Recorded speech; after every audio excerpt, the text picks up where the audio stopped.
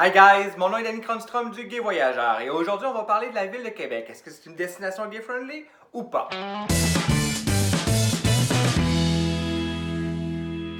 Avant de commencer, je vous invite à vous inscrire sur la chaîne de YouTube du Gay Voyageur. Vous pouvez vous inscrire avec le petit bouton inscrit abonné. Et puis à partir de là, vous allez pouvoir recevoir les nouvelles destinations gay-friendly à découvrir. Aujourd'hui, si vous voulez en savoir plus, on regarde la ville de Québec ensemble. Est-ce que la ville de Québec, située au Canada, est gay-friendly ou pas? Pour être franc avec vous, j'aurais tendance à vous dire que la ville de Québec n'est pas vraiment gay-friendly. Mais ça ne veut pas dire qu'il ne faut nécessairement pas visiter la ville de Québec. Au contraire, c'est sûr que lorsqu'on parle et on pense au Canada, on peut penser à Montréal, à Niagara Falls, à Toronto, Vancouver et Québec. C'est sûr que ce sont toutes des destinations qui sont ouvertes à la communauté LGBT, aux voyageurs, qu'ils soient francophones, anglophones, peu importe la langue. Mais la ville de Québec, c'est une destination avant tout pour découvrir une magnifique destination.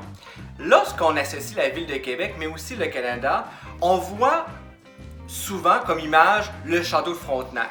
Situé au cœur du centre-ville de Québec, c'est un excellent point de vue notamment pour votre choix d'hôtel.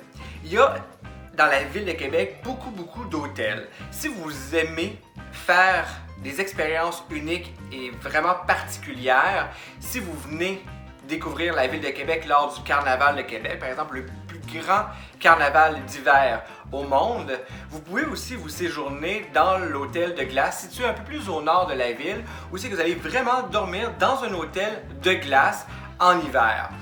Ça dépend de chaque année quand est-ce qu'il ouvre, mais c'est à partir de janvier jusqu'au mois de mars environ. Sinon, dans la ville de Québec, il y a énormément de choses à faire. Il y a premièrement, bien entendu, le fameux château Frontenac, qui est visitable à l'intérieur, même si vous n'avez pas nécessairement une chambre à cet hôtel-là. Sinon, il y a la terrasse du Frein, le petit Champlain, qui est un endroit magnifique à marcher, bien entendu. La rue Saint-Jean est aussi une magnifique destination à faire.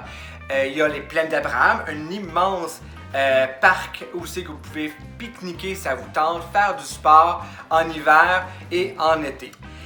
Sinon, du côté gay-friendly, il y a peu d'établissements qui sont ouverts, qui sont officiellement pour les hommes et les femmes homosexuels. Il y a un bar, un seul et unique bar à Québec. Le bar se nomme le bar Le Drague. En réalité, les gens disent beaucoup que c'est le quartier gay de Québec qui est situé sur le quartier Saint-Jean-Baptiste, non loin du Vieux-Québec, mais en réalité c'est plutôt un coin de rue qui est plutôt gay-friendly. Sinon, à Québec, il y a bien entendu des saunas, il y a un bar, mais aussi quelques hôtels qui sont ouverts à la communauté LGBT. En marchant sur la rue Saint-Jean, hors des murs, hors des fortifications, vous allez pouvoir voir vraiment un côté beaucoup plus friendly, avec des restaurants bien intéressants aussi à faire. Donc, on ne va pas visiter la ville de Québec pour la communauté LGBT, mais vraiment pour ses aspects touristiques historiques. Rester 3 jours à Québec, c'est vraiment intéressant, maximum 4 jours, à moins que vous ayez beaucoup de choses à faire, parce qu'on peut aller en dehors de la ville de Québec, notamment, par exemple, de faire les grands centres d'achat, parce qu'en réalité, il y a 3 grands centres d'achat, un à côté de l'autre. Juste ça va vous prendre une demi-journée si vous aimez faire du shopping. Revenons à la question LGBT, il y a des événements qui peuvent attirer un peu plus la communauté gay-lesbienne. Il y a bien entendu la dite Gay Pride, la marche de la fierté gay, qui a lieu durant la fête du travail. Si vous êtes européen, vous allez vous dire la fête du travail, c'est au mois de mai, pas au Canada, pas au Québec. La fête du travail a lieu à la fin du mois d'août ou au début du mois de septembre. C'est toujours le premier week-end du mois de septembre, donc ça dépend les années quand le premier week-end commence. Donc la fête arc-en-ciel, qui est le nom officiel de la Gay Pride, est en réalité, oui, l'événement numéro 1 pour la communauté LGBT de Québec qui attire beaucoup de touristes. Les touristes, c'est sûr qu'il y en a énormément du Québec, mais aussi à travers le monde. Mais c'est pas une gay pride comme on peut le voir par exemple à les images qu'on peut voir dans les médias ou sur le web bien entendu, de Montréal, de Toronto, de New York ou du principe européen où c'est que, comme Paris par exemple, où c'est que les gens sont participent à même la marche et marchent avec le cortège. La version canadienne, même américaine, c'est que les gens sont sur le côté et regardent la parade, ne participent pas de la même manière. À Québec, il y a une marche, mais elle est plutôt très petite. C'est plutôt les activités entourant la Gay Pride, comme ce qui se fait notamment sur la rue Saint-Augustin, qui est située le bar Le Drague, qui est fermé. Une partie de la rue Saint-Jean est fermée. Il y a plusieurs activités. Je vous dirais que c'est plutôt ça qui est plutôt intéressant que faire la marche comme on peut le voir dans les grandes villes. La ville de Québec, c'est aussi beaucoup d'attraits touristiques, parfois méconnus des gens. On peut faire les traîneaux à chiens l'hiver. On peut aller monter l'observatoire de la capitale et voir l'ensemble de la ville avec une vue incroyable sur Québec, sur Lévis, qui est la ville en face du fleuve.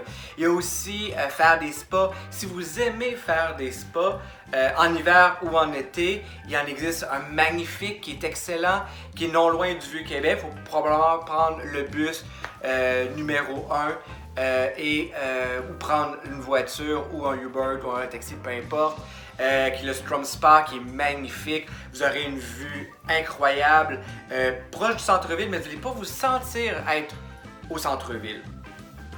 Donc, il y a énormément d'activités qui peuvent être faites. Il y a beaucoup de touristes à chaque année, notamment durant les festivals.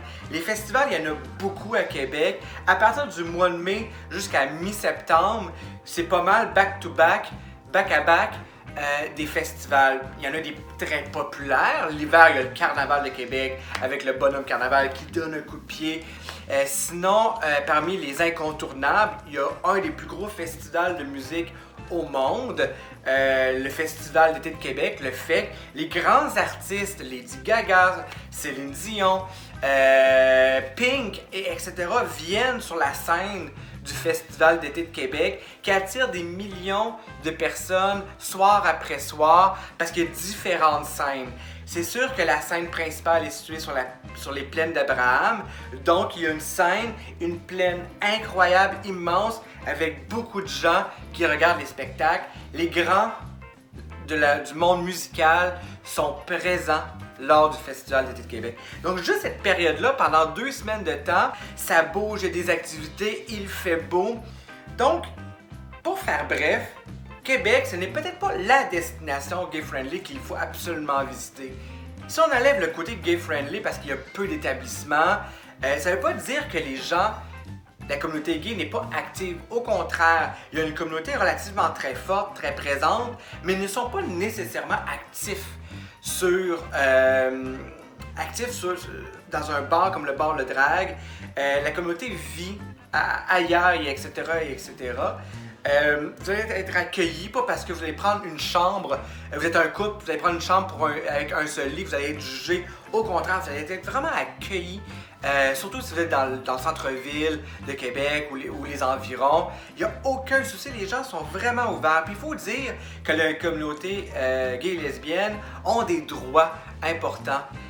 Plusieurs pays, c'est vrai, européens ont les droits, mais au Québec et au Canada, bien entendu, on est l'un des pays ayant les meilleurs droits pour la communauté LGBT. Donc, je vous invite fortement, lorsque vous allez planifier votre prochain voyage au Canada, d'inclure la ville de Québec pour la simple et bonne raison, c'est que la ville, elle est magnifique à visiter. Si vous avez aimé cette capsule, vous pouvez avoir aussi des questions, donc n'hésitez pas à poser vos questions en commentaire. Abonnez-vous sur la chaîne du Gay Voyageur. Je suis sur Facebook, je suis sur Instagram, au nom du Gay Voyageur, à mon nom personnel. Il y a énormément de choses qu'on peut faire ensemble. Donc, merci d'avoir écouté cette vidéo sur la ville de Québec. J'espère que ça vous fait voyager, aimer et surtout prendre le choix d'aller visiter la magnifique destination de la ville de Québec, même si elle n'est pas nécessairement gay-friendly comme plusieurs autres destinations.